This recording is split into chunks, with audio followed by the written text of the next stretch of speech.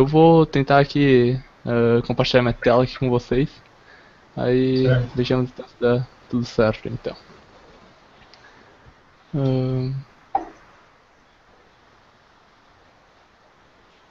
então, beleza. Vocês conseguem ver aí então?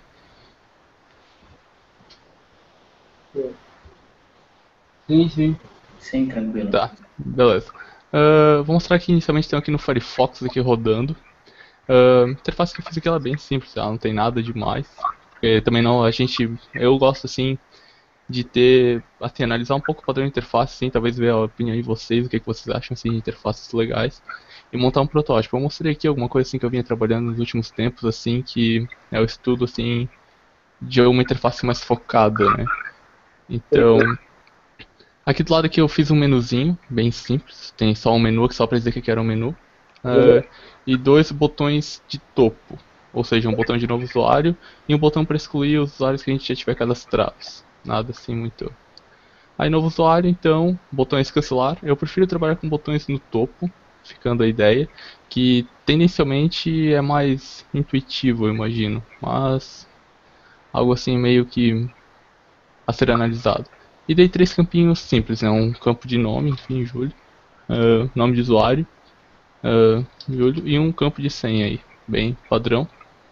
E apenas isso, nada muito além que foi feito na interface. Aí cancelar volta da tela anterior e salvar então persiste o dado e ele está aqui no nosso grid, enfim. E dois cliques então edita o usuário para posteriormente então ele está sendo salvo. Essa é a interação que eu acabei criando de protótipo, então um CRUD simples. Tranquilo? Tranquilo. Beleza, tá. Então vamos ao. Então, vamos lá. Como? Desculpa. Como? Desculpa.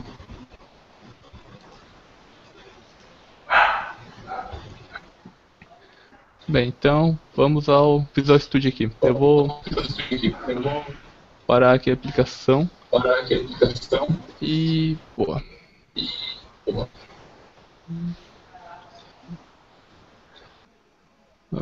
Vejamos aqui. Aqui tem a estrutura de fontes aqui que a pessoa tinha criado, né? Não mexi nada, só recompilei mesmo o que precisava. E aqui então trabalhando aqui em cima do E aqui projeto está trabalhando em cima do da projeto API. da API. Eu acabei adicionando aqui na pasta scripts os fontes do XT. Se eu for ver aqui na minha estrutura de diretórios, Olhos. cadê aqui? Projetos. Está aqui. Simples Z. Sabe? Não. Ops. Aqui. Scripts. Aqui tem uma porrada de arquivo aqui Porrada de arquivo que a Sencha, né, quem desenvolve o XT aqui no caso, eles acabam adicionando por causa de uma ferramenta deles para trabalho em cima de aplicativos móveis e pré-compilação, que depois eu vou estar mostrando para vocês mais como é que funciona a parte de carregamento dinâmico e algumas coisas assim que tem no XT. Então isso aqui eles acabam adicionando um monte de fontes, até mesmo para trabalhar com temas. Tem SAS aqui, que é um pré-compilador CSS, para quem talvez já viu alguma coisa. E eles fornecem aqui já meio que uma estrutura de diretórios que eles consideram boas para o desenvolvimento de uma aplicação nesse formato MVC, assim, do XT, ou até mesmo do Sencha Touch, se a gente for pensar em alguma aplicação móvel, né, no caso. Mas aqui no Visual Studio eu acabei mapeando só a pasta app aqui, que detém só os fontes da nossa aplicação, no caso. Inicialmente a gente tem esse arquivo chamado application.js, que ele simplesmente define a aplicação, como ela vai ser carregada e tudo mais. Essa parte aqui de cima aqui, principalmente essa parte que eu estou selecionando aqui, essas quatro linhas, é para desconsiderar que devido aqui a essa estrutura do Visual Studio aqui, eu tive que acabar fazendo alguns mapeamentos na mão. Então, teoricamente isso aqui é tudo feito automático. Eu acabei fazendo na mão assim, por causa da estrutura que o Visual Studio inferiu. Mas a linha real é essa primeira linha aqui que me permite então fazer roteamento como se fosse o ASP.NET MVC ou ASP.NET Web API normal, só que dentro do JavaScript. Então eu posso mudar as rotas da minha URL e estar acessando determinadas partes da minha aplicação. Então, imagina que essa parte aqui de roteamento aí para todo mundo, assim, eu acho que é bem tranquilo, né? Como é que funciona lá no ASP.NET. Sim, eu não sei os outros. Ah, beleza, deixa eu dar um zoom aqui então. Só. Pera aí. Tá bom assim, pessoal? Tá bom?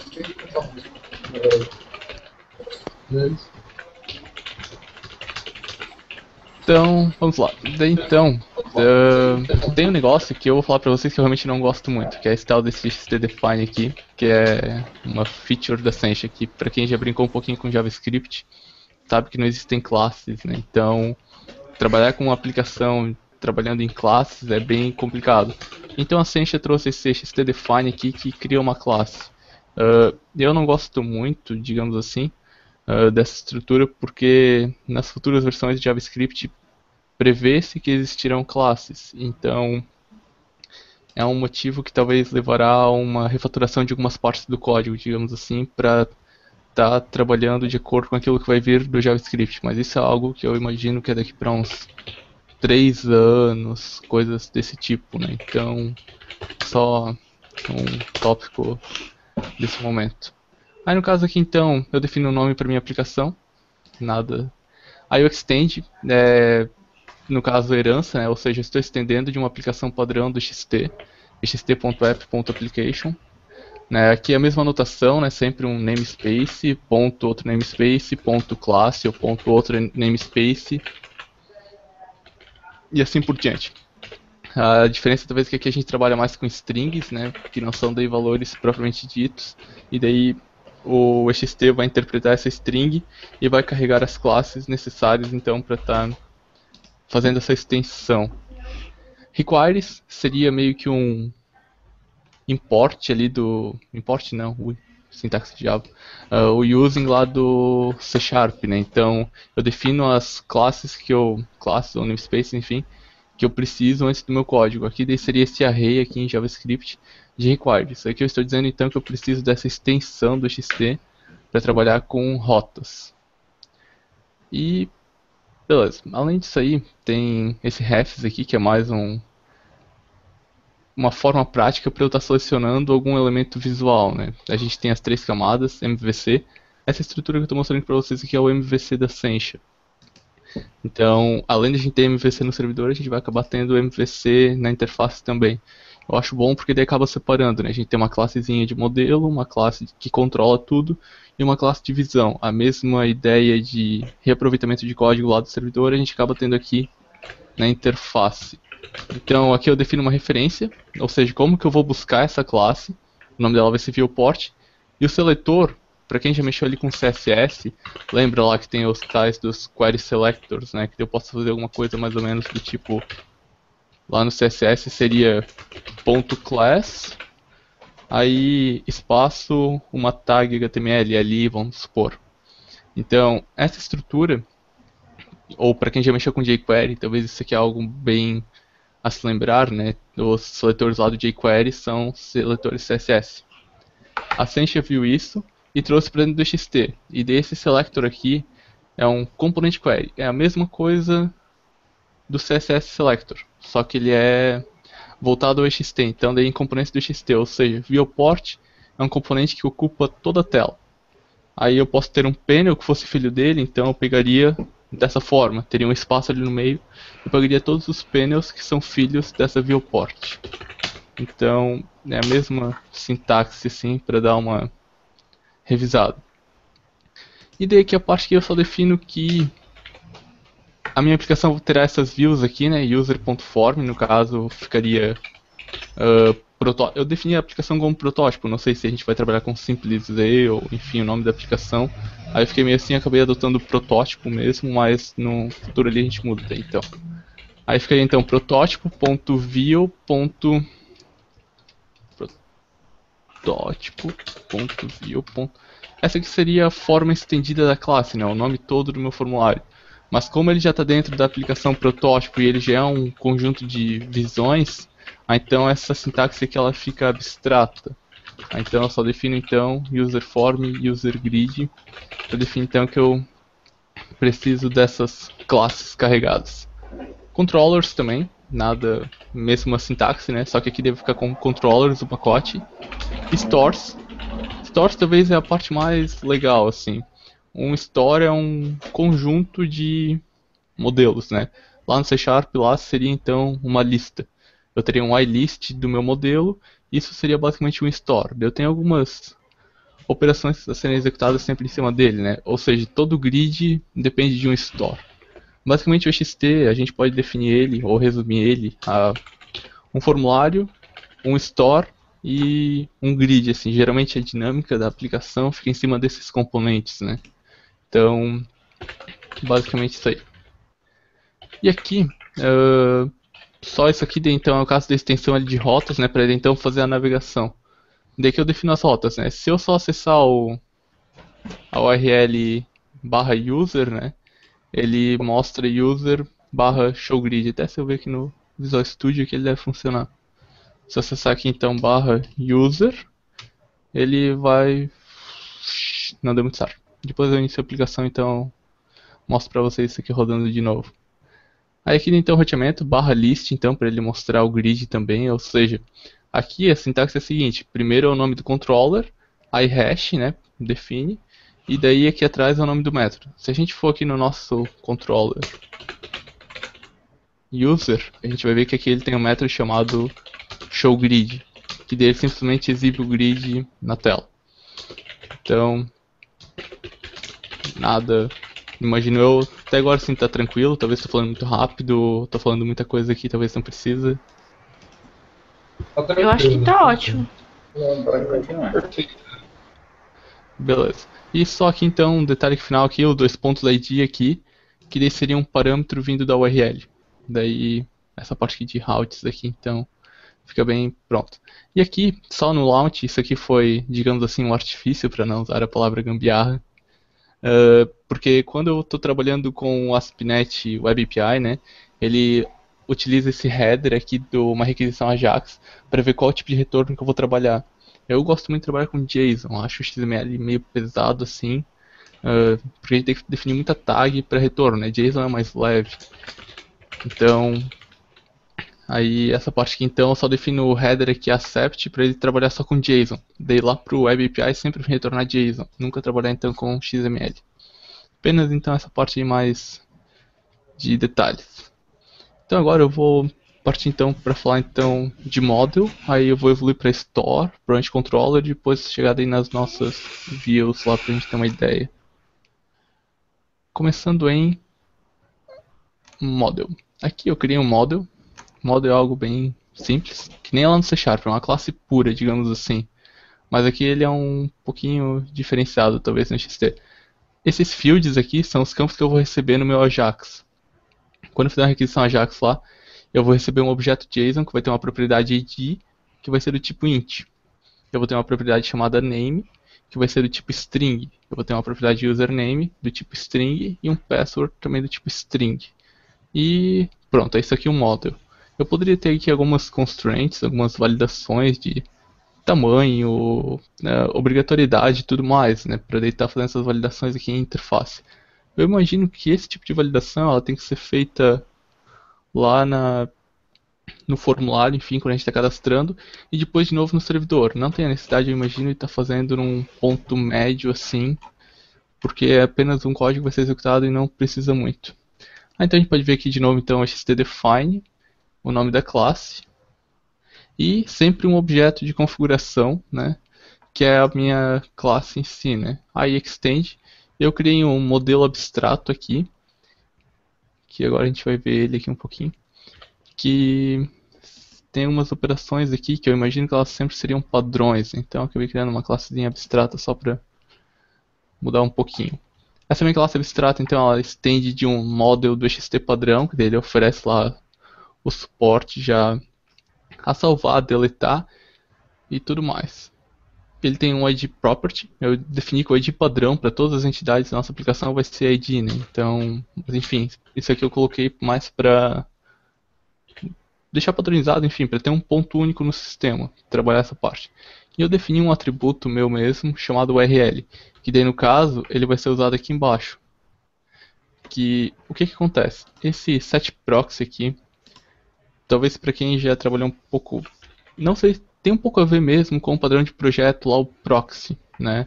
Aqui esse proxy, ele é o cara que faz a requisição AJAX. Ou seja, tem o meu modelo pede para o meu proxy fazer uma requisição AJAX. Esse proxy recebe a requisição AJAX e devolve o resultado, no caso. Aí aqui eu defino então que a nossa aplicação vai trabalhar com REST, o tipo do proxy é REST. Eu faço assim para não ter que fazer uma sintaxe meio que assim, xt.create xt.data.proxy.rest. Ou seja, o HTTP tem muito disso. Eu posso definir algumas sintaxes assim, tipo type, xtype e coisas mais que me evitam ter que escrever uma sintaxe assim mais completa. E essa sintaxe aqui, ela seria o equivalente a... Opa, vou botar errado aqui. A um new. Então, basicamente, só que assim a gente recomenda então usar httcreate porque ele já verifica dependências e tudo mais e garante que a tua classe vai estar sendo executada corretamente. Então, o que eu faço? No Web API lá, então, eu sempre tenho assim, meu site barra API barra o controller, ou seja, barra API barra usuário, barra API barra mercadoria, barra nota fiscal, barra alguma outra coisa. Então aqui eu defino que a gente sempre vai, cada modelo nosso vai ter uma URL e ela vai ser concatenada em barra API. Para sempre ser assim, meu site, barra API, barra alguma coisa. Então se a gente for aqui no nosso modelo de usuário de novo, a gente vai ver que a URL dele é barra user. Então no final teria uma URL meu site.com barra API barra user. Isso aqui trabalhando em cima de REST, ou seja, eu teria get ou post ou put ou delete. Tudo de acordo com a operação que eu estou executando em cima do model, né? Então imagino eu que essa parte aqui assim do REST aqui é tranquila, né? A gente trabalha sempre em cima dos verbos HTTP. E daí, imagino, sim, ficou claro assim para todo mundo aí mais ou menos como é que funciona? Sim. Sim, deu uma boa noção. Beleza. Aí então vejamos, tá, a parte aqui do store. Aí aqui o método save é o método padrão, assim, se a gente for olhar lá na documentação do XT, ele tem esse método save aqui. Ele tem o método save, update, se não me engano, destroy e load. O load é o get, load é get, save ele faz o put e o post. Se ele tem o ID, ele faz put, se ele não tem o ID, ele faz post. Né, o put para atualizar, né, o update e o post para dar um insert no caso. E se eu chamar destroy, ele vai chamar um verbo HTTP delete. Depois eu mostro ele rapidinho no funcionamento ali dentro do Firefox. E aqui eu só fiz uma sobrecarga aqui para quando eu for salvar, né, ele já define que quando eu mandar para o servidor salvando, eu vou receber uma resposta do servidor e essa resposta é o ID que foi inserido no banco. Então eu já tenho sempre na minha interface o ID inserido do banco, né, sem ter essa necessidade de talvez ter alguma transação só para buscar o ID. Quando eu salvar, o retorno vai ser o meu ID. Daí aqui embaixo aqui, então eu digo que o meu store, né, o set seria uma atribuição, né, em vez de fazer this ponto alguma coisa, eu faço um set mesmo. Eu passo a minha ID property, se a gente for olhar aqui em cima aqui, a ID property é o ID, ou conforme fosse necessário em cada modelo, né? E daí aqui eu faço operação, né? A operação que foi executada, ele retorna que é um tipo de dado do XT, .response, né? Que é um outro objeto interno que seria uma propriedade dele, e .response text. Daí seria, o response aqui seria um XML HTTP request, né? Uma requisição AJAX. E deu response text que seria a propriedade. Esse maisinho aqui na frente aqui é para não ter que fazer uma conversão para numérico, né?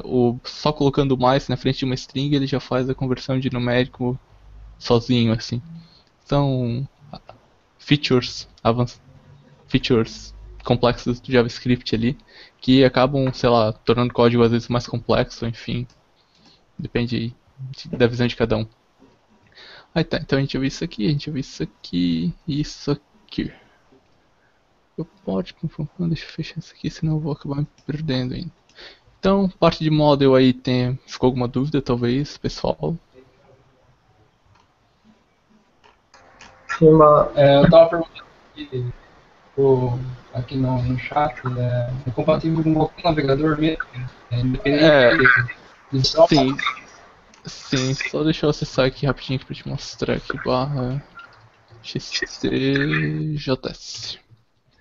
A Sencha é um negócio que eu já acho meio ridículo hoje em dia deles, né?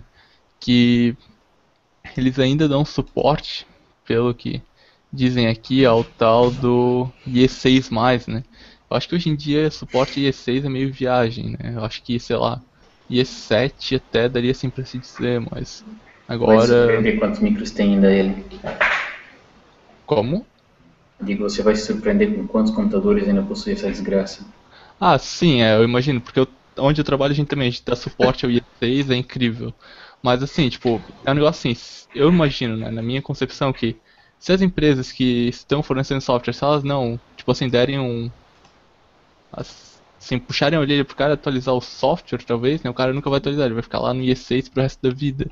Então tem meio que a ver, porque tipo, a gente pode ver que nem o Google, que provavelmente é muito mais usado do que o XT, vamos supor, suporta mais IE6, né? Eles já colocaram lá na página deles algumas vezes que é só IE8, eu acho, agora pra frente. Então, até mesmo acho o Facebook, enfim, não suporta mais IE6, né? Então, mas enfim, isso aqui vai morrer agora, a gente tá no XT4, essa é a versão atual. Pro ano que vem, já estavam falando esse ano de XT5.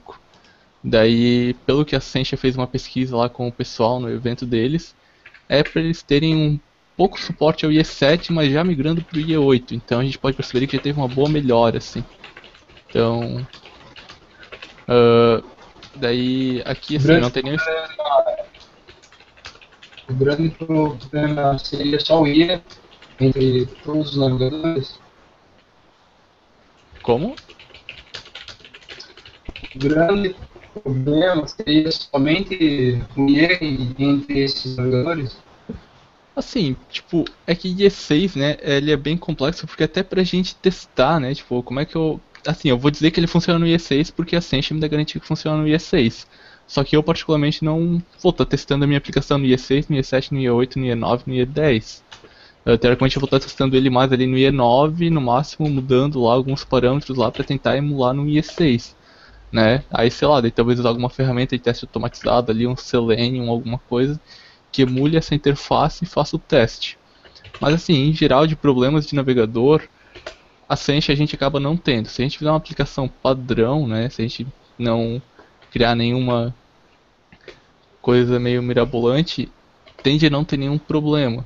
Eu já fiz alguns casos assim por fora, brincando mais, e testei assim em vários navegadores, nunca deu problema. O problema é quando a gente talvez começa a colocar muito, assim, a gente começa a misturar muita coisa, e talvez assim, a gente acaba fazendo um código lá que a gente acha que roda em tudo que é navegador e acaba não rodando. Aí ali daí quebra a cara. Daí a gente acaba então, assim, seguindo aquela interfacezinha padrão ali do XT e não querendo extrapolar, né? Aí não tem nenhum problema. A princípio eu pelo menos nunca enfrentei nenhum problema de não funcionar no navegador. Perfeito. Beleza. Então, continuando aqui, né, vamos para os controllers agora então. Controller, mesma ideia. Deixa eu dar um zoom aqui para todo mundo poder ver. Beleza, mesma ideia, né? Tem aqui um... Deixa eu já ir para abstract já. Para todas as classes eu meio que queria um abstract aqui pra gente ter um controle padrão. Deixa eu ver aqui. Beleza. Controller, beleza, definição. Eles têm de um XT controller, que é o controller padrão lá do XT. Um método que eu criei aqui é o getViewport, para sempre pegar o elemento que ocupa toda a página ali, né, no caso, a viewport, enfim. Adicionar itens, né, ou seja, eu fico adicionando itens. A minha viewport tem que adicionar algum painel, uma grid, alguma coisa, eu trabalho isso ali em cima da viewport. E um método para setar, né, ou seja, dizer qual item eu vou estar exibindo agora. Naquela interface que eu mostrei para vocês, era sempre um item que era exibido por vez, né? Tinha ou grid ou formulário. Então, para isso aqui tem esse método, basicamente. Então, voltando aqui então para o nosso controller. Aqui a gente vê de novo as refs, ou seja, aqui a gente pode talvez ver que isso aqui, ó, lembra que eu falei então que o selector aqui do EXT ele é baseado então nos tipos do EXT. Ou seja, o meu viewport aqui daí tem um tipo que eu defini, que é o app, que seria o nosso protótipo, user form, daí seria o formulário de usuário. Daí então, só deixa eu mostrar aqui rapidinho então. Ele é definido quando eu crio a minha classe view. Aqui eu dou um alias para ele. Daí esse nome que eu colocar aqui atrás de widget, né, ele se torna então o carinha que eu posso então estar usando aqui para estar selecionando. Ou enfim, às vezes até mesmo para estar criando esse formulário. São sintaxes que a Sencha então fornece para a gente não ter que ficar fazendo coisa assim muito longa para daí estar trabalhando. E aqui o init é onde começa a ficar legal, digamos assim. Para quem já trabalhou um pouco ali com JavaScript, ou até mesmo com Node.js, né, no caso, não precisa nem ter sido JavaScript na telinha, sabe então que JavaScript tende a ser muito orientado ao evento, né? Não é que nem lá no C#, que o fluxo é sempre contínuo, né? Por mais que você tenha threads, enfim, você às vezes consegue ver um fluxo de dados. No JavaScript tende a ser, tipo, você joga funções e conforme você vai tendo eventos disparados, você executa determinadas funções. Então, esse control aqui, a melhor forma de explicar para ele seria... Eu pego um elemento e adiciono um listener para um evento. Ou seja, aqui em cima aqui eu defino qual elemento eu estou pegando da minha interface toda. Ou seja, eu acesso a minha viewport, pego todos os formulários de usuário. De todos esses formulários de usuário eu pego todos os botões. E desses botões eu pego apenas os botões que tenham uma action igual a save. Ou seja, se eu vier aqui no meu formulário, vocês vão ver que eu tenho aqui ó, um botão. Seria isso aqui, seria xtype botão. Isso aqui é um botão. E aqui ele tem uma action chamada save. Então, essa linha aqui me diz assim, eu estou pegando todos os botões que forem desse formulário que tiverem uma action chamada save. E para esses caras, tu vai adicionar os listeners que tiver aqui. Ou seja, eu poderia ter aqui um mouse down, vamos supor, né, fazer alguma coisa, uma function aqui, enfim. Poderia ter aqui um mouse move, coisas desse tipo aqui. Aqui então é um conjunto então de listeners. Eu trabalhei só com um clique aqui, né, porque a gente só vai estar recebendo então cliques. E aqui para baixo aqui a mesma coisa, né, ou seja, eu pego a viewport, pego o formulário, botão que seja cancelar. Aí listener, que tranquilamente diz, sempre referenciando a classe, né, uma prática também. Lá do C# lá não precisa, né? JavaScript a gente é obrigado a sempre estar botando diz na frente para estar referenciando, senão a gente faz uma referência global. E a princípio é isso aqui. Essa parte aqui de listeners aqui é realmente talvez a parte mais complexa, assim, como que isso aqui vai estar funcionando. Então, se vocês entenderam, daí talvez seja um bom passo, assim. Não sei se vocês ficaram com alguma dúvida, talvez. Muito tranquilo. Muito tranquilo. Esses listeners que nem tinha no Java, no Swing, né? Isso, é bem parecido. É basicamente a mesma ideia. Tá, beleza. Aí beleza. Daí aqui o init, né, ele é o método inicial mesmo, né? Ou quando o meu controller ele é instanciado, ele chama o init. E depois que ele é instanciado, ele chama esse onLaunch aqui. E daí aqui eu crio, então, no caso, os itens, né? Se a gente voltar aqui no meu abstract aqui, tem esse meu added items aqui. Eu digo quem que vai ser ativo, né? E os itens que eu quero adicionar. Aí então aqui eu estou dizendo assim, ó, eu quero que o ativo seja o grid, esse carinha aqui, ou poderia ser o form aqui, seria quem ficaria ativo inicialmente. E aqui a gente pode ver, ó, xtype, opa, aqui embaixo é melhor, xtype app user form. Ou seja, eu estou usando de novo aquele alias que eu defini aqui. Isso aqui é a mesma coisa, então, que se eu tivesse vindo aqui e dar um xt.create de protótipo .view.user.form. Ou seja, eu troquei essa sintaxe aqui, né, de definição, daí aqui eu teria que passar ainda aqui os parâmetros, né, ou seja, o item ID, eu teria que passar ele aqui dentro, para o meu componente. Eu troquei essa sintaxe por um xtype. Assim é que daí o OXT se torna mais configurado, né, ou seja, mais configuraçãozinha, talvez, do que realmente uma implementação assim bem robusta. Então, essa parte aqui que eu vejo que a Sencha tem uma grande destacada mesmo, assim, eles definem uma interface, uma sintaxe bem prática e bem simples até para estar trabalhando.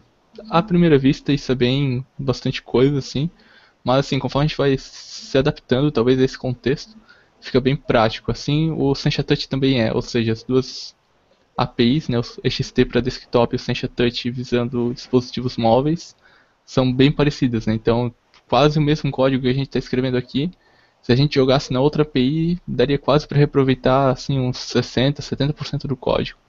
Principalmente a parte de dados, daria para aproveitar toda, digamos assim. Aí, aqui métodos padrões lá que eu tinha definido para as rotas, o show grid. Ele seta o item ativo como o grid. O show form, então, seta o form. Lembrando que esse form e esse grid, eles vêm desses items IDs aqui, né? Então, ele vai pegar os itens que eu tenho adicionados na minha viewport e vai encontrar aquele item que tiver esse ID e vai dizer que esse cara vai estar aparecendo na interface. Aí o show edit form é a mesma coisa, só que aqui eu teria que fazer ainda um form.load para carregar os dados se fosse necessário do servidor, né? Aqui eu acabei não fazendo isso, mas só para deixar exibindo o form. E aqui é onde começa realmente a ter ação, né? Se a gente for ver, ó, onBTN save click é o que está definido aqui em cima, onBTN save click. Ou seja, quando eu clicar no meu botão de salvar do meu formulário, é o que ele vai executar. Aqui eu crio então, aqui eu tenho uma variável, né, var record. Eu pego e aqui .getForm. Esse getForm vem daqui de cima do meu ref. Aqui. Ou seja, esse form aqui que eu defini ele com um minúsculo aqui na frente, o XT vai gerar para mim sozinho um tal de getForm. Aqui ele vai gerar um /getGrid.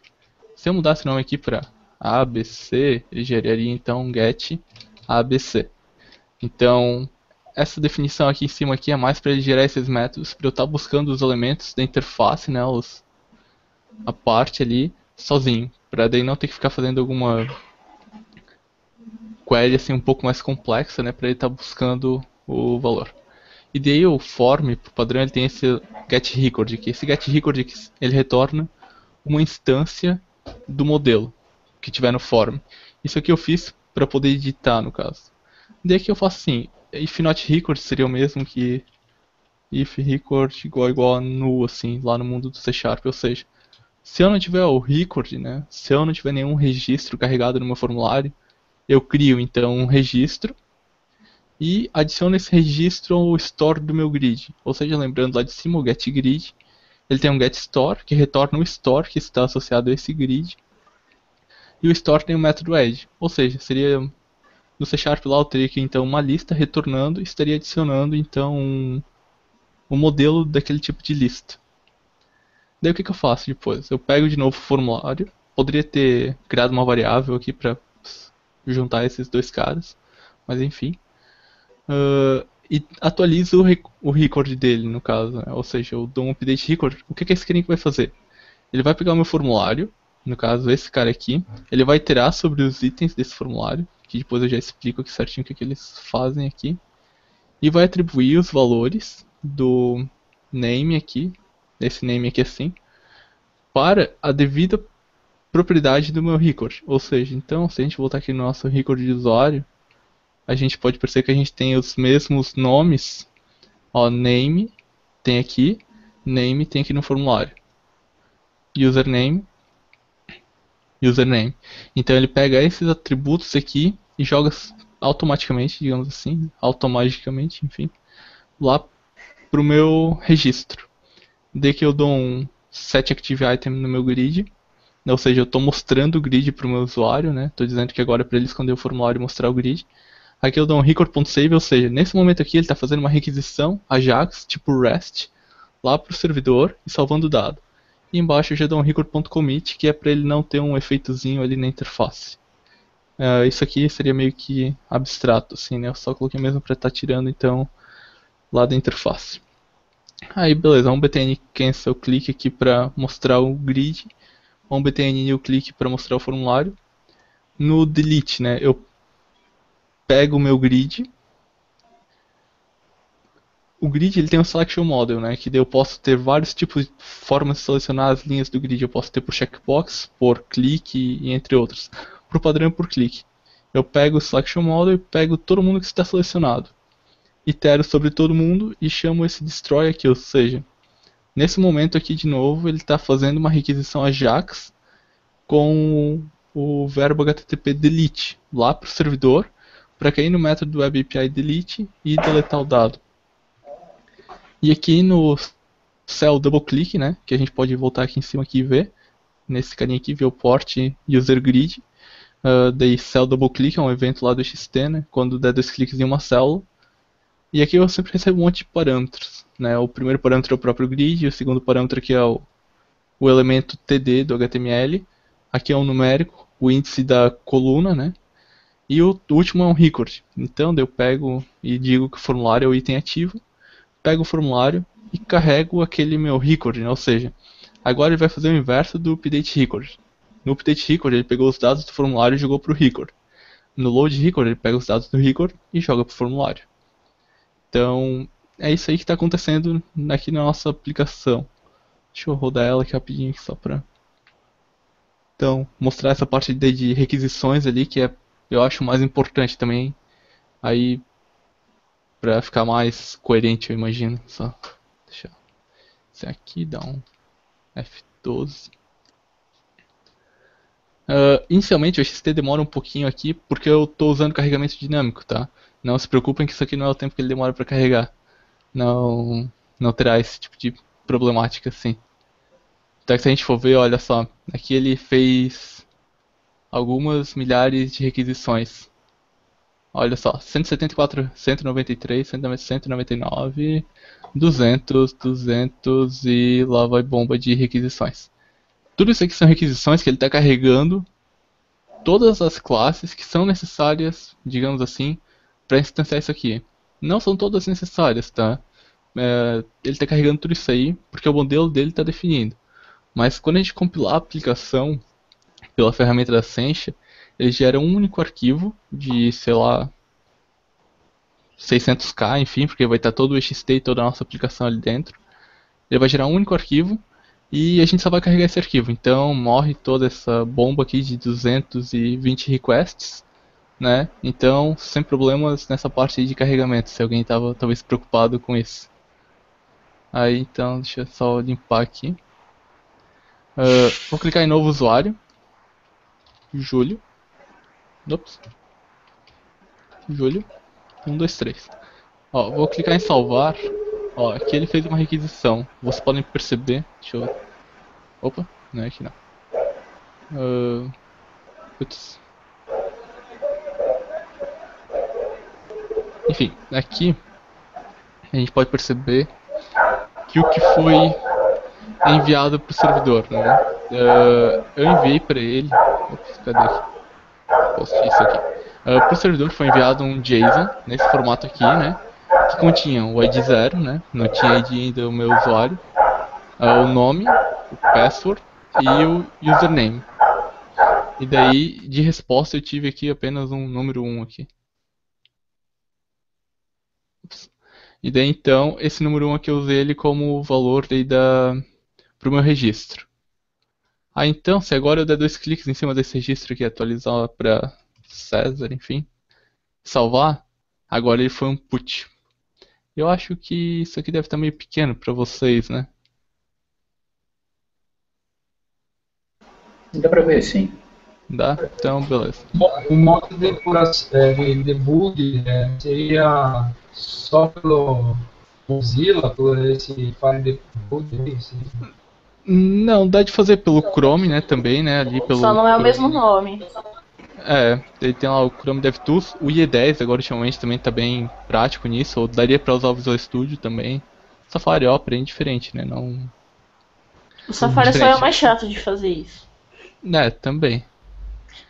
E daí aqui então a gente pode perceber que agora quando eu atualizei o dado, foi um put. O verbo HTTP aqui na frente foi um put. Aí, ou seja, ele já mandou o ID correto, né? Que, ou seja, o ID 1 que eu já tinha na minha requisição. Aqui ele já veio com o password e o username já foram enviados também, né? Ou seja, foi feita a atualização do dado lá no servidor. E se eu fizer um F5, eu acho, inicialmente. Mas pra mostrar então, vou esperar ele carregar.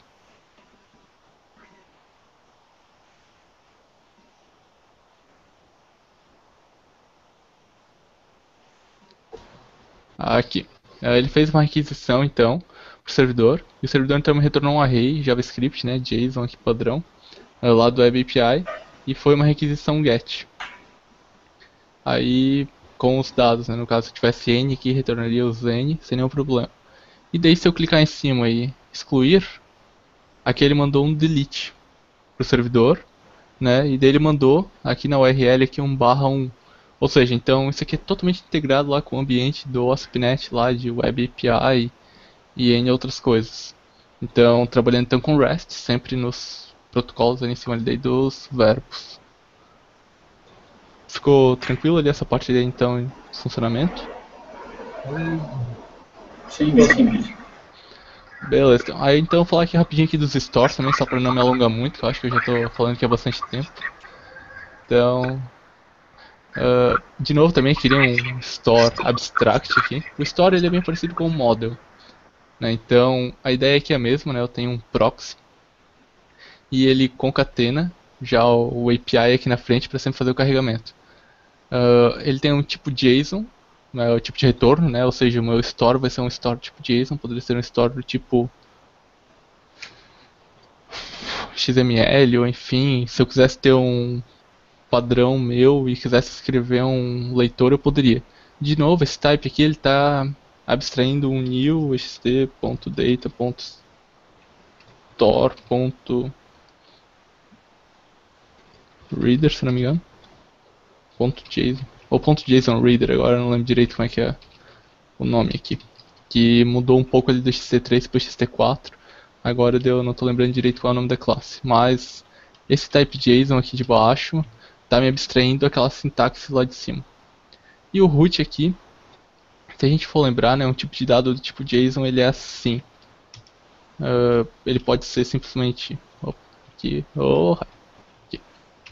Ele é um array assim de dados. E daí eu tenho aqui slide 0, nome José. Beleza, isso aqui é um tipo JSON. Só que às vezes eu posso ter um tipo que ele vai retornar assim, né? Aí que aqui eu vou ter algum tipo total, que é o total de registros 1, e aqui eu vou ter os dados, data. E daí realmente, esse root aqui só é para indicar isso. Ele indica aonde vão estar os dados. Ou seja, nesse meu modelinho aqui de baixo aqui, nesse tipo de retorno de JSON, os dados estão na propriedade data. Simplesmente para isso, para não ter nenhum grande problema. Só um negócio que eu esqueci de comentar antes. Esse this.callParent aqui seria a mesma coisa lá que o base no C#.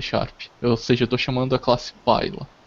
Então, que como no JavaScript não tem orientação a objeto, né, chamar a classe Py é um negócio extremamente horrível.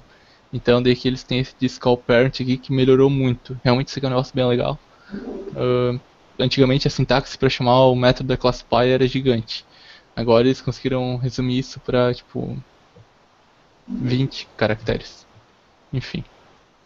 E daí o modelo composto, né, o modelo real de usuário, não tem nada de... Simplesmente eu estendo o meu store abstrato. Eu tenho que definir qual é o modelo de dados que vai ter no meu store, né? Então, ou seja, estou dizendo que é aquele meu usuário, aquele meu model de usuário. A URL, aquele parâmetro que eu criei, que nem eu criei lá no model. E aqui eu só indico que para criar um store, eu já tenho que ter a classe de usuário carregada, senão vai dar problema, né? Senão eu não vou ter a classe para instanciar os dados. Então, aqui tranquilo, eu imagino. E agora então a gente vai para as views, né? Aqui o pacote views aqui é que nem lá no ASP.NET, eles indicam então pro teu controller sempre ter uma pastinha de views. Só a mesma coisa. Viewport então é aquele elemento principal da janela, né? Ou seja, viewport é um elemento que ocupa toda a página e é para isso aí que ele serve. Ele é um container geral que ele vai sempre estar se calculando o tamanho, altura e largura, enfim, de acordo com a página. Então aqui ele extende, né? Ou seja, a minha viewport extende a viewport do XT. Layout é algo assim que eu vou comentar meio rápido, é um negócio assim que tem que ser bem falado. Mas enfim, layout fit quer dizer que o conteúdo, né? Os items, lembrando assim, items é sempre o conteúdo de um elemento, né? Então, os items da minha viewport vão ocupar todo o espaço da minha viewport.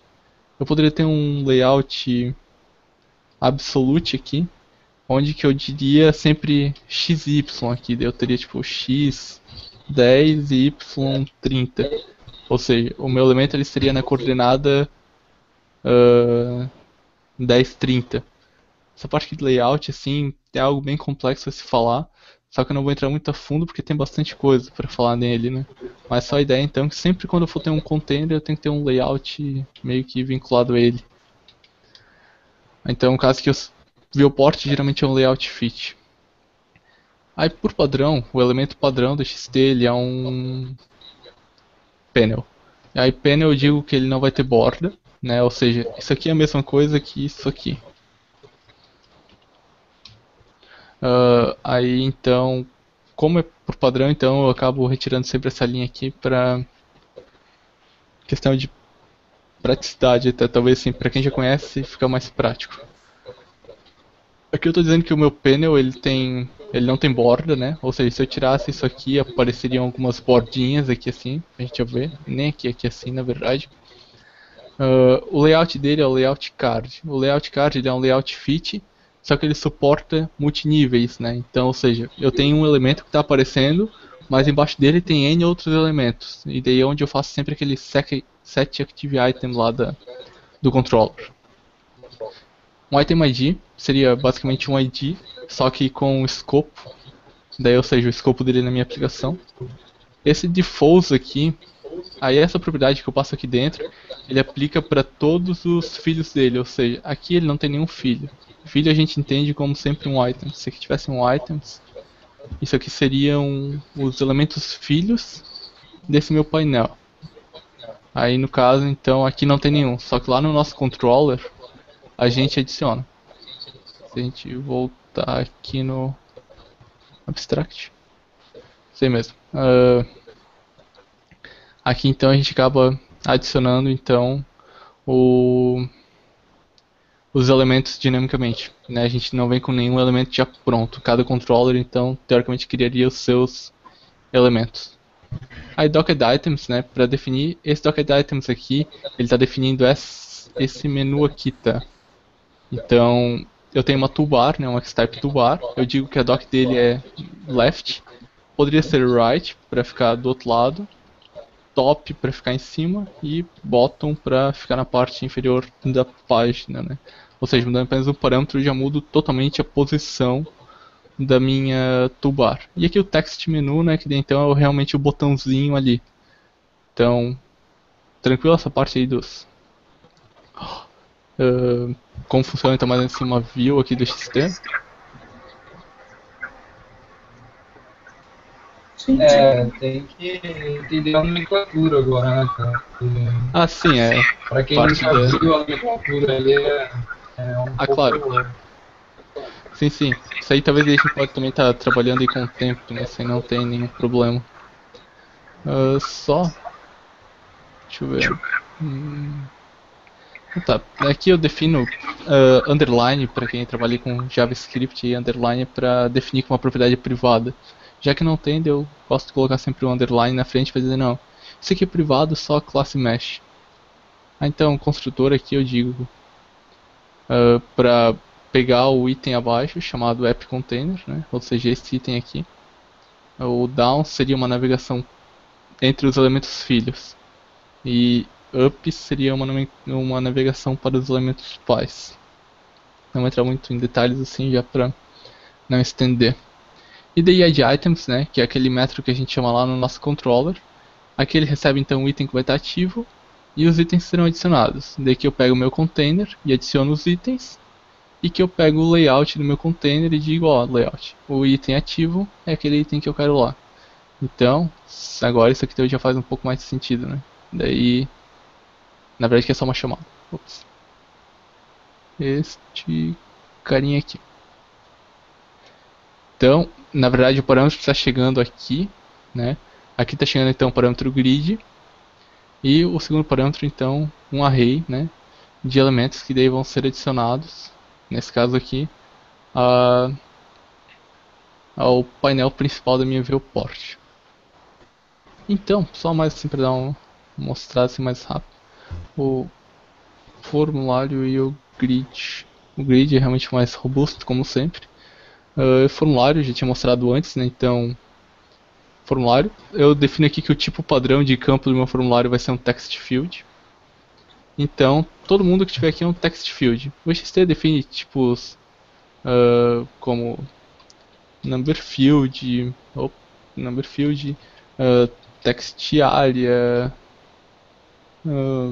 se não me engano é HTML field, alguma coisa assim. Também para daí texto formatado com HTML e tudo mais, né? Aqui eu só fiz com text field mesmo porque não tinha nenhuma outra necessidade. Field label, o texto que aparece aqui na frente, né? Ou seja, aqui na frente está aparecendo o nome, então esse field label aqui. E aqui só no tipo password eu tive que mudar o input type, né? Por padrão o input type é text, eu mudei para password para então poder aparecer as bolinhas aqui em vez do real valor. Então, enfim, né, talvez o componente mais robusto e realmente o mais... que eu acho que o componente realmente que muda tudo no XT é o grid, né, o componente mais robusto deles mesmo. O grid aqui em si não muda nada, só a sacada aqui é no construtor, né, ele tem que ter um store, então aqui no construtor aqui eu estou usando a sintaxe completa dele, né, tem outra sintaxe aqui eu usei essa completa mesmo, e digo auto-load, ou seja, com isso aqui, quando eu criar o store, ele já vai lançar o carregamento para buscar os dados. Se eu não tivesse essa linha aqui, né, ele só ia carregar quando eu fizesse dis.store.load. Aí ele ia estar buscando os dados do servidor. Então, por padrão, geralmente se usa autoload assim, em alguns casos, mas não necessários, daí a gente acaba não utilizando. Aí aqui também a mesma ideia dos docked items, né? Lá, para então estar adicionando um tubar, né? Que a gente pode ver daí que o tubar ele está no topo, né? Ó, tubar aqui, o nome de usuário excluir selecionados. Aí a doc dele é top. E a configuraçãozinha de colunas, né? Aqui bem realmente que as colunas que existirão no meu modelo lá de grid. Aí tem o text, né, que é o nome que aparece aqui em cima, aqui no header. Antigamente essa configuração se chamava header. O data index, ou seja, esse data index aqui é aonde eu vou pegar o meu dado no meu store. No meu store, desculpa, não, no meu modelo. Ou seja, então, o campo name está aqui, o campo name está aqui, o campo username está aqui, o campo username está aqui. Então tem que ter sempre esse mapeamento. E esse flex aqui é que eu estou dizendo que cada coluna então vai ter metade do tamanho, apesar que eu posso redimensionar aqui, né? Também. E enfim, daí aqui, se a gente for entrar na parte de interface, né, o XT tem várias features aqui já dele já implementadas, como ordenar sozinho e mostrar e não mostrar colunas e coisas afim, né? Então, assim, tem uma estrutura bem complexa, claro, né? Fonte em si. Eu mesmo, quando eu comecei a estudar muita coisa de XT há muito tempo atrás, vi que era algo bem complexo. Mas assim, com o tempo eu imagino que as pessoas acabam pegando, assim. Então, não sei se talvez vocês tiveram alguma dúvida, talvez eu expliquei meio corrido demais essa última parte aqui também, porque o combinado era que eu fizesse alguma coisa um pouco mais rápida, acabei me estendendo, peço desculpas por isso, né? Então, não sei, talvez vocês querem que eu repasse alguma coisa ou algo assim. Eu gostei. Eu achei bem legal. Achei bem organizado, assim, tem essa tela aí para ser um grid, até que não foi muito código. Se fosse fazer isso só em HTML e CSS, três vezes mais, eu acho. Aqui a gente consegue ver mais ou menos o que que ele gerou, né? Olha só, aqui, deixa eu ver. É, olha só, aqui a gente tem todo o mapeamento, né? Então aqui ele tem, ó, aqui tem corpo de grid, tem colunas, enfim, todo o mapeamento do XT a gente conseguiu ver aqui, né? A vantagem é que realmente ele está gerando um código que ele é vários browsers, né? Então, talvez aqui realmente tem coisas assim que eu já vi na XT que são bem cabulosas, né? Mas eu imagino que é para resolver algum bug lá de um navegador um pouco mais antigo, aí eles acabam tendo que adicionar alguma coisa. Né? Aqui Mais também eu uns estou 3 usando esse aulas desse a sisteminha. gente. Como? Mais uns 3 aulas dessa e a gente adere o XJS. Aí a gente vai querer usar ele. Só ele. Se vai usar só ele, Eu tô falando mais umas 3 aulas dessa e a gente vai querer usar só o XJS. tá? Vai ter bastante videoaulas também da Loiane, do Zaed. Até Isso aí. depois o Júlio pode indicar umas videoaulas aí pra você. Eu vou cortar aqui o compartilhamento aqui de tela, aí já pra gente talvez ficar conversando um pouquinho mais aqui. Assim, a Loiane realmente, assim, eu acho ela uma pessoa, pra parte de XT mesmo, ela é uma grande referência aqui, né, na parte do Brasil e tudo mais. Então, eu tava vendo esses dias também algumas videoaulas delas, assim, pra estar meio que me mantendo, assim, um pouco atualizado. E é muito bom, assim, eu gosto bem bastante do material dela, ela posta várias coisas no blog dela.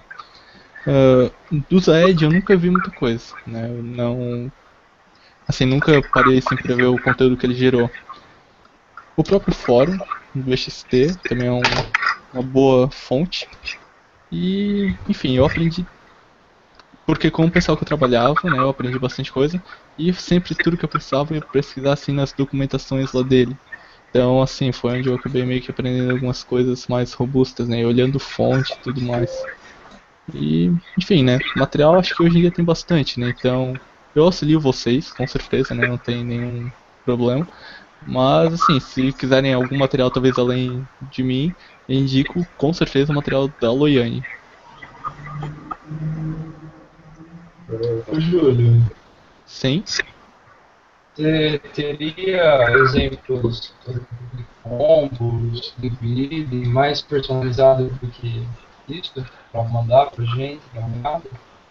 Cara, hoje não, infelizmente hoje eu não vou ter, mas eu posso postar até final de semana, eu posto alguma coisa lá no grupo ali pelo Google Groups lá, mando um e-mail lá pra vocês, que o próprio XT fornece alguns exemplinhos, né?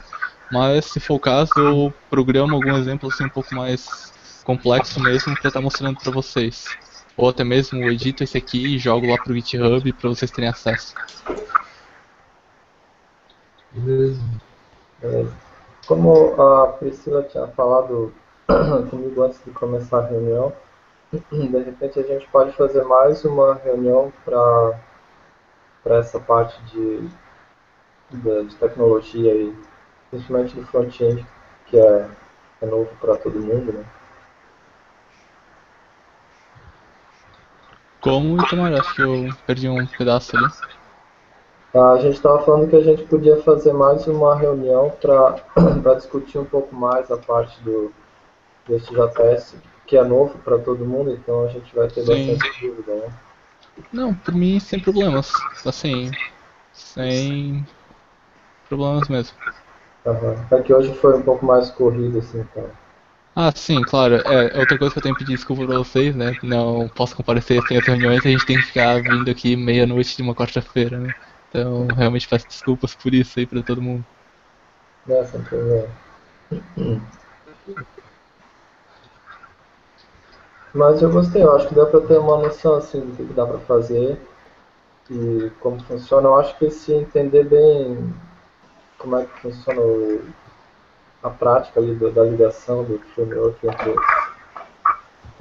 o model, o store e os objetos, eu acho que fica tranquilo.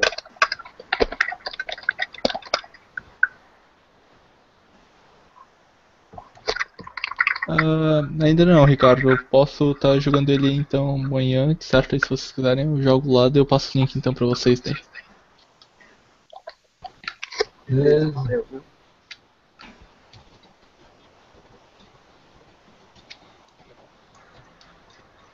Então tá beleza. Alguém ainda quer falar alguma coisa? Alguma dúvida? Na verdade, eu tenho uma curiosidade só. O XJS, ele fica legal para tu usar assim, como é que eu vou dizer, com um uso bem forte do sistema, de tu lançar bastante itens, ficar executando bastante ações, ele funciona bem? Sim, assim, depende bastante assim, de como a gente está programando, né? Na empresa onde eu trabalho, o pessoal Vamos botar tinha. assim, só para facilitar teu exemplo, talvez, botar um exemplo bem prático. Como o rapaz comentou agora há pouco, pensou em frente de caixa de supermercado. O mercado requer bastante agilidade. Ele Sim, fornece isso? Roda legal? sim, Mas assim, ele não vai fazer lógica pesada e coisa do gênero. É interface, eu não sei. Eu digo mais por Uma, usabilidade da interface, né? né, justamente. Assim, ele vai bem. Não tenho do que, assim, reclamar, né? Que nem vocês viram ali, ele demorou pra carregar, só que nem eu expliquei, né? Tipo, é porque ele carregou 200 fontes lá, É tudo ambiente de dinamicamente. teste, né? Como? Digo, é ambiente de teste, tu tá desenvolvendo, É, então carrega bem mais coisas, é bem diferente de produção, né? justamente. Poderia então, sei lá, para nossa próxima reunião, então, tá trazendo o exemplo compiladinho, assim, mais robusto, assim, meio que um exemplo mais real daquilo que iria para produção, então, para vocês estarem vendo como que ele estaria executando, né? Mas claro que talvez não te daria essa resposta da velocidade ali, né? Mas já seria talvez um preview daquilo que teria na produção, no caso. Júlio, Mas assim, seria fácil em comunicação com a SF? Se é Aí tranquilo, já que é browser e tal? sim, na verdade assim, eu só preciso de uma requisição Ajax, né? Então, se fizer lá o WCF lá no, enfim, se o WSDL lá tiver a configuração, né? Eu vou te mandar um. Só que assim, a configuração, a comunicação dele não vai ser direta com o WCF, né? Porque no caso, para comunicar com o WCF, eu teria que ter um WSDL, eu teria que te mandar os XMLs daquela execução de método. A comunicação dele fica melhor ou no MVC ali, né, que faz uma requisição Ajax normal, ou então no Web API, que foi algo que eu até comentei com o Itamar um tempo atrás, que ele mandou um e-mail. Eu comentei, tipo, o WCF hoje em dia, eu vejo que ele está restrito a mercados de comunicação entre sistemas. Mas Então, essa mas é que a gente vai precisar disso mesmo. É que é, a gente vai ter duas partes. Uma parte realmente vai usar Web API e a outra vai usar WCF, porque a gente isso ali eu precisa de integração. justamente. Isso ali eu vi ali no projeto, né? Daí tentar que eu desenvolver o exemplo em cima do Web API. Ou seja, então a gente teria o Web API para a parte de comunicação da interface e a gente teria então o WCF para comunicação intersistemas, no caso, né? Então não teria nenhum problema do uso do WCF lá embaixo. o pessoal, só uma, uma citação. Assim, para caso de frente de supermercado, no caso de ser PAP CF, não sei se é admitida a possibilidade de rodar ele online. Que foi, inclusive, pelo que eu tenho informação, na homologação é feito teste quando o acesso à rede é cortado. Isso está sendo considerado? Isso tem que dar uma olhada certinho. A gente comentou na reunião passada. Na verdade, não é proibido desenvolver o SF no browser, né? Mas é que eles não aconselhavam na época, assim, quando começaram, porque quando tu tira o cabo de rede, o browser fica offline e às vezes, sei lá, podia dar algum problema. Eles querem que funcione. Se tu tirar o cabo de rede, o teu SF tem que continuar funcionando e vendendo. Então eles recomendavam que não fosse web. Mas acho que hoje em dia não tem mais isso. Mas de Não, qualquer Mas, forma. mas atrapalhando na um pouquinho homologação mais. ainda. Acho que o Denis até sabe falar melhor, Denis. Sim, na verdade pode ser desenvolvido, tá? Não tem problema algum, desde que a aplicação esteja rodando no computador local, ou seja, não é browser, tem que ter um Tomcat, ou sei lá, vai do que tu for desenvolver, né? Ou um ASP rodando, dane-se.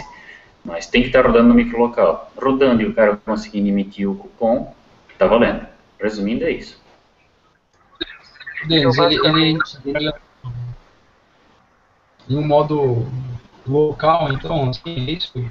Se caso não tivesse conexão com ele. Tanto rodando local, vai poder homologar. Só que aí a gente entra em outra situação, que talvez vai com uma próxima reunião conversar melhor. Aqui no Brasil tem uma briga para ver se vai ficar o PAFECEF ou ele não vai ficar, né? Santa Catarina quer que fique. Rio Grande do Sul já vai para a nota de consumidor eletrônica. Então a briga aí tá feia entre os estados. Ou seja, não se sabe se ano que vem vai mudar a opinião, se vai valer isso mesmo ou não. Por aí vai, saca? Eu vi. Eles estão querendo criar uma nota para o consumidor, uma nota fiscal para o consumidor. Na verdade ela está valendo no Rio Grande do Sul já, tá? E em outros estados, Acre inclusive também. Até inclusive, na onde que eu estou trabalhando, a gente está vendo para redesenvolver e estão bem na dúvida se vamos fazer ou não vamos. Porque... Mas ela é bem parecida. Ela é bem parecida com a nota, só que é mais simplificada, né? Na verdade, usa a mesma estrutura, é quase tudo igual, muda alguns campos e a forma de comunicação, mas é pouca coisa. A gente já tem quase lá pronta a parte nota de consumidor. Funciona bem legal, bem interessante. Beleza. Mas no cenário inicial que a gente está considerando para pequenas aplicações pequenas, depois se levantarem, no caso do cenário de PAFECEF hoje, online totalmente vai ser meio complicado para a gente fazer a implantação, né? Se fosse o caso. Se for online, sim. A gente tem que saber. Só que daí, assim, se vocês estão pensando em desenvolver com MVC, de certa forma dá para utilizar o fonte ou a regra de negócio programado lá do servidor, vamos dizer assim, e fazer uma aplicação usando, sei lá, no C Sharp não sei o nome, mas vamos pegar no Java, usando a estrutura AWT de repente, ou algo assim, que tu podes fazer toda a regra de negócio rodar no local e depois fazer a comunicação com o servidor. Tudo depende do que tu pensar, né? Assim, só comentando assim por fora, né, tô talvez um pouco por fora assim, do assunto geral, mas assim, se o problema for ter uma aplicação local que persista dados local e se no momento que tiver conexão com a rede jogar esses dados pro servidor, não vejo nenhum problema hoje em dia em trabalhar com o browser. Hoje em dia a gente tem tecnologias que permitem isso tranquilamente. Exatamente o que eu ia falar. Assim, eu, como não estou mais tão por dentro assim de tecnologia de web, olhando algum tempo atrás, eu faria o frente de caixa, né, o SF, em Windows Forms, que é o do C Sharp, né? Mas atualmente acho que vale a pena já fazer em web mesmo para o frente de caixa. Até se vocês quiserem procurar, tem um vídeo da Daruma fazendo emissão de cupom fiscal em um tablet. Então, quer dizer que logo o fisco deve abrir parecer ou precedente para poder fazer isso.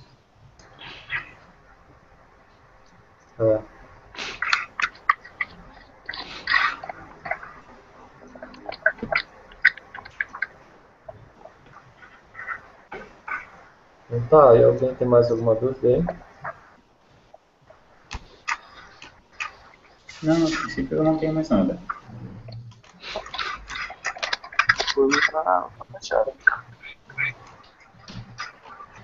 Eu tenho uma dúvida ainda técnica pro Júlio, rapidinho. Depende do browser que eu acessar, o SJS vai carregar.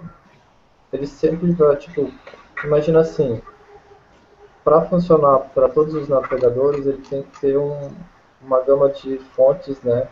Sim. Tantos K. Se eu estou acessando via Chrome, ele vai trazer do servidor só que é para o Chrome? Não, porque na verdade assim, O código dele é só JavaScript, né? Aí lá no meio do código ele cria um HTML e injeta esse HTML no teu ponto .html. Nossa, ficou meio horrível isso, mas enfim. Ele gera o HTML, né, dentro do JavaScript, o HTML necessário para aquele componente. E daí nesse caso ele injeta daí no corpo, né, daí do teu documento, da tua página web, ele que está vendo. E daí por fora, além disso aí, na verdade assim, o maior peso realmente assim da parte de assim, a problemática maior dos navegadores nunca foi JavaScript. Assim, tem diferença? Tem, mas são diferenças pequenas hoje em dia, assim, não é assim, talvez a maior problemática. A maior problemática sempre foi exibir da mesma forma em todos os navegadores, sempre foi o CSS e o HTML, assim. Ah, tem um div, quero que ele tenha borda preta e fique no canto esquerdo da minha página. Para fazer isso aí funcionar igual no Chrome, no Firefox, no IE, enfim, são N formas de exibir via CSS. Então, o maior rolo mesmo está lá no CSS. Eu posso estar diminuindo, talvez assim, ó, algumas configurações, eu imagino, se eu não estou muito por fora, né? Pela ferramenta de compilação da Ascension, eu consigo definir assim, do IE8 para frente lá, ele vai diminuir assim o tamanho do meu CSS. Tanto é que um tempo atrás, quando foi lançado o jQuery 2.0, o pessoal até comentou que tipo, eles cortaram o suporte do IE8 para baixo, se eu não me engano, e assim, diminuiu 30k assim, da biblioteca. A biblioteca tem 90k, ficou com 60, foi alguma coisa assim. Então só cortando o suporte desses navegadores mais antigos, né? Só que o jQuery é totalmente focado lá em resolver problemas do JavaScript. Daí acabaram cortando então algumas coisas. Mas voltado assim aqui no XT, ele sempre vai carregar toda a estrutura, né? Então, diferente do browser que tu estiver trabalhando ali, ele sempre vai carregar o mesmo dado e lá na hora de executar o JavaScript é que ele vai resolver o que ele vai apresentar para o usuário. Ah, entendi. Beleza.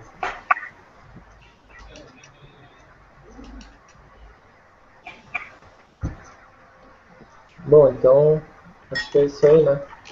De repente a gente pode, se surgir mais dúvidas, colocar lá no grupo. Já passou da meia-noite já. E aí vamos planejar para a próxima reunião aí, como é que a gente vai fazer. E a gente vai planejar pelo grupo também como é que vamos começar a fazer os requisitos aí com a Carla. Na verdade, a Carla não veio hoje porque ela está num curso de gerente de projetos lá, de PMI. Então, a gente vai decidir muitas coisas lá pelo grupo agora para fazer as próximas reuniões lá. Beleza, então. Então tá, é isso aí. Obrigado, Júlio, aí pela aula aí. Sem problemas, eu que agradeço aí por o pessoal ter ficado aí até essas horas aí pra me ouvir.